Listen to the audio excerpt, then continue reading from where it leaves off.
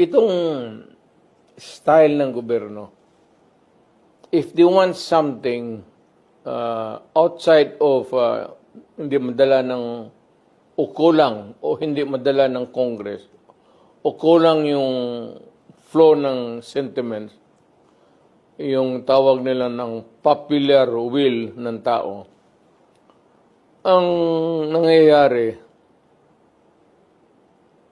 most of the time, ang ginagamit na is not convincing people on the merit, itong may problema sa ating bayan.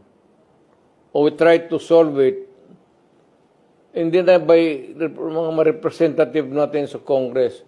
Shortcut na yan, ginagamit nila pera. Ayuda.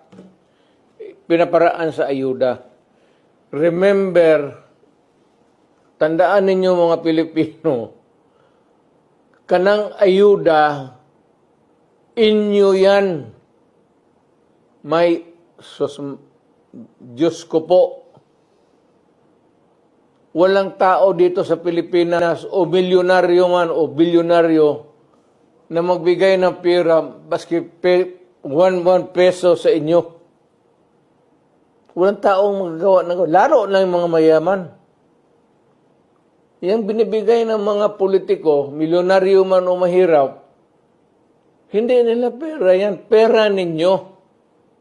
Kaya kung may problema ang bayan, tapos ang issue na sa harap ninyo, you are made to choose in either referendum or plebiscite, maawa naman kayo sa anak ninyo, future generation. Isipin ninyo yung problema. Yung ibigay ninyo ng pera, kunin ninyo, kay pera ninyo yan. Hindi gago itong nag-imprinta yan sila ng pera, ipamigay. No, it's your money. Ninanakaw nila yan, yung iba.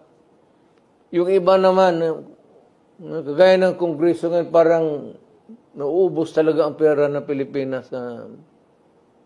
Parang tubig gastos nila. Uncontrolled use of money. Basta halos imprinta na lang, baski wala na value. Ano kasi natin, ang peso is, ang valuation niyan is, gaano kalaki ang negosyo mo. Kung kaya ng negosyo mo sa store, yung pera mo na papel, piso, 5 pesos or something. Kung dito ka sa mataas, 10 pesos, 50, 100. Kung dito ka naman sa taas, tag 1,000. Ganun yan. Ganun ang ekonomiya.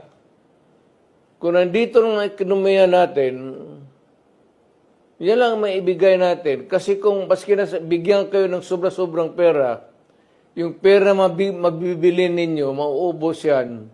Kung ganun kakapal, kasi ganun kamahal.